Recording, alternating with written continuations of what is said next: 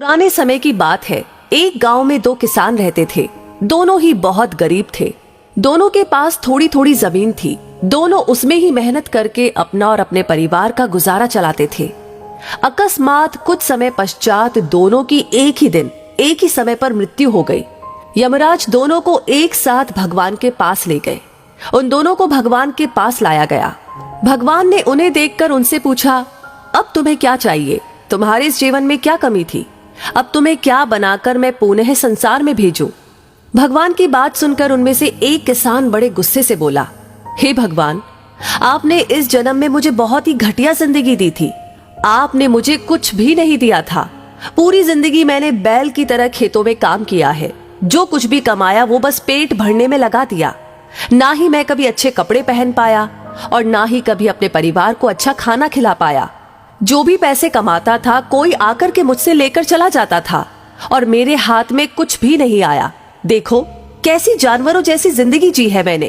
उसकी बात सुनकर भगवान कुछ समय मौन रहे और दोबारा उस किसान से पूछा, तो अब क्या चाहते हो तुम? इस जन्म में मैं तुम्हें क्या बनाऊं? भगवान का प्रश्न सुनकर वो किसान दोबारा बोला, भगवान आप कुछ ऐसा कर दीजिए कि मुझे कभी किसी को कुछ भी देना ना पड़े। मुझे तो केवल चारों तरफ से पैसा ही पैसा मिले। अपनी बात कहकर वो किसान चुप हो गया। भगवान ने उसकी बात सुनी और कहा, तथास्तु, तुम अब जा सकते हो। मैं तुम्हें ऐसा ही जीवन दूंगा जैसा तुमने मुझसे मांगा है। उसके जाने पर भगवान ने पुनः दूसरे किसान से पूछा, तुम बताओ तुम्हें क्या बनना है? तुम्हारे जीवन में क्या कमी थी? तुम क्या चाहते हो? उस किसान ने भगवान के सामने हाथ जोड़ते हुए कहा, हे भगवान, आपने मुझे सब कुछ दिया। मैं आपसे क्या मांगू? आपने मुझे एक अच्छा परिवार दिया, मुझे कुछ जमीन दी जिस पर मेहनत से काम करके मैंने अपने परिवार को एक अच्छा जीवन दिया। खाने के लिए आपने मुझे और मेरे परिवार को भर पेट खाना दिया। मैं और मेरा परिवार कभी भी भूखे पेट नहीं सोए। बस एक ही कमी थी मेरे जीवन में, जिसका मुझे अपनी पूरी जिंदगी अफसोस रहा और आज भी है।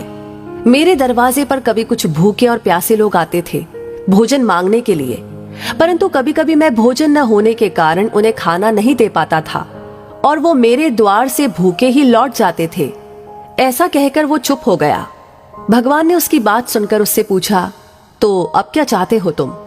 इस जन्म में मैं तुम्हें क्या बनाऊं? किसान ने भगवान से हाथ जोड़ते हुए विनती की, हे प्रभु, आप कुछ ऐसा कर दो कि मेरे द्वार से कभी भी कोई भूखा प्यासा ना जाए। भगवान ने कहा, तथास्तु, तुम जाओ। तुम्हारे द्वार से कभी कोई भूखा प्यासा नहीं जाएगा।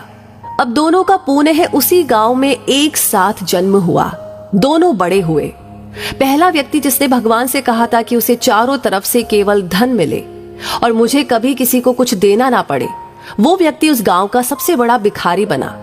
अब उसे किसी को कुछ देना नहीं पड़ता था और जो कोई भी आता उसकी झोली में पैसे डालकर ही जाता था।